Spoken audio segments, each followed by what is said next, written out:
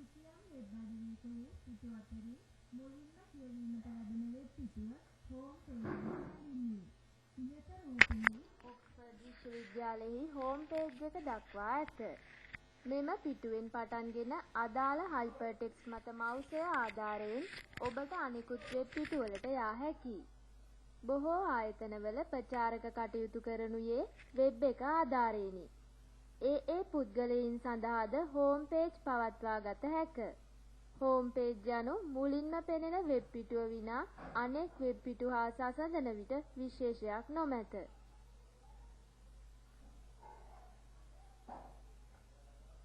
Website web පහසුකම සහිත පරිගණකයක් website එකක් වශයෙන් හඳුන්වනු ලැබේ.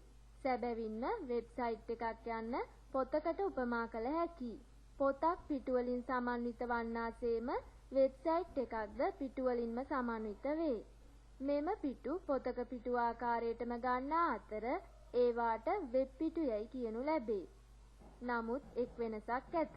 එනම් වෙබ් පිටු පෙරලා බැලීම පොතක් පෙරලා බැලීමට වඩා අතිශයින් පහසු වේ.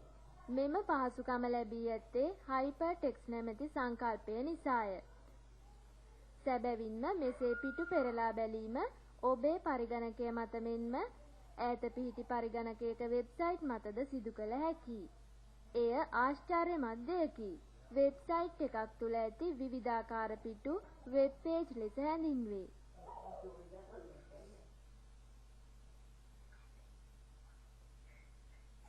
වෙබ් URL සෑම වෙබ් පිටුවක් සඳහාම අනන්‍ය ලිපිනයක් ඇත.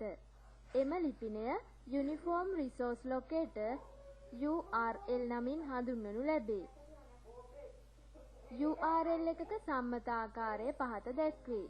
protocol:/hostname/pathway URL එකෙහි protocol යන්න HTTP වේ. hostname/path මගින් ලිපිනය දැක්වේ. hostname යන්න බොහෝ විට www මගින් පටන්ගෙන හඳුන්වන පරිගණකයක් සඳහා තෝරාගත් නමකි. පාත් මගින් වෙබ් පිටුවල ලිපිනයන් දිය හැක. උදාහරණයක් ලෙස http://www.ou.ac.lk යනු විවෘත විශ්වවිද්‍යාලයෙහි වෙබ් අඩවියෙහි ලිපිනයයි. තවද http://www.lk මගින් ශ්‍රී ලංකාවෙහි ජාතික වෙබ් අඩවියෙහි URL එක දක්වනු ලැබේ.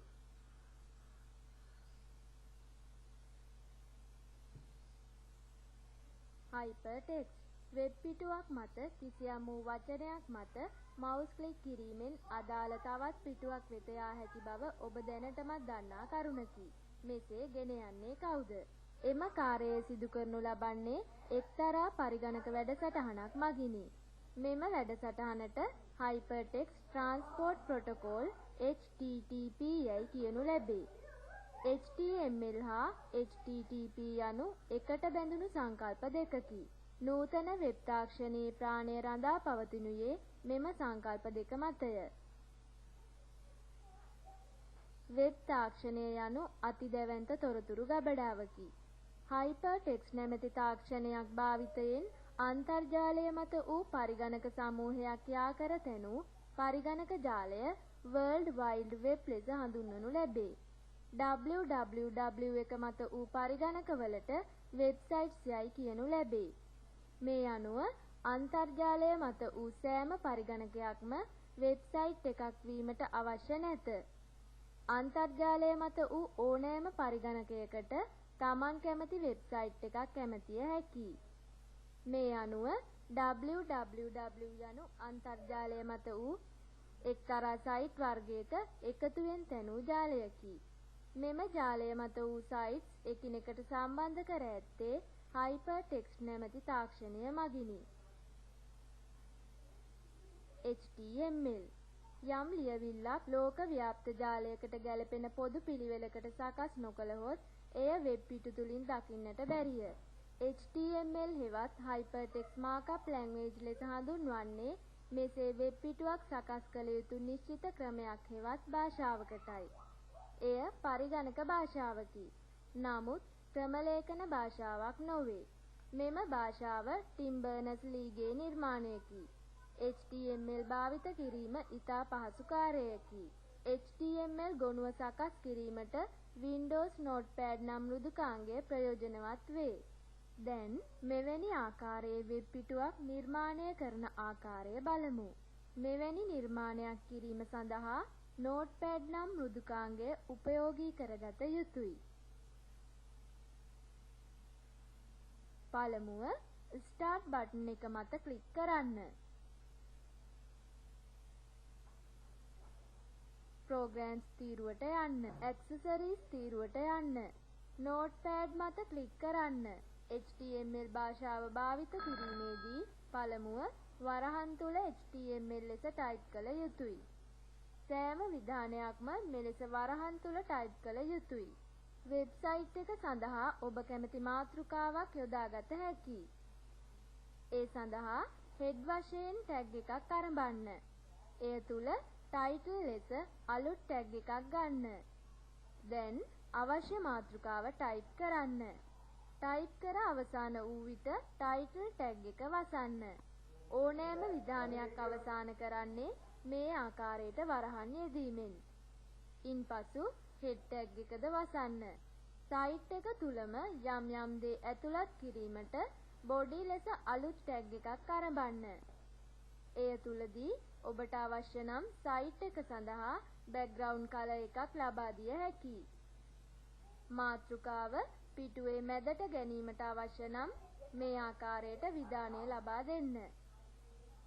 මෙහි H1 ලෙස සඳහන් කර ඇත්තේ පළමු මාතෘකාව යන්නයි. ඔබට තවත් මාතෘකා ඇතුළත් කිරීමට අවශ්‍ය නම් H2, H3 වශයෙන් අලුත් tag ඇතුළත් කළ හැකියි. center ලෙස දැක්වූ විට මාතෘකාව පිටුවේ මැදට ගත හැකියි. දැන් සයිට් එක සඳහා රූපයක් ඇතුළත් කරන ආකාරය බලමු. ඒ සඳහා මෙම විධානය ලබා දෙන්න.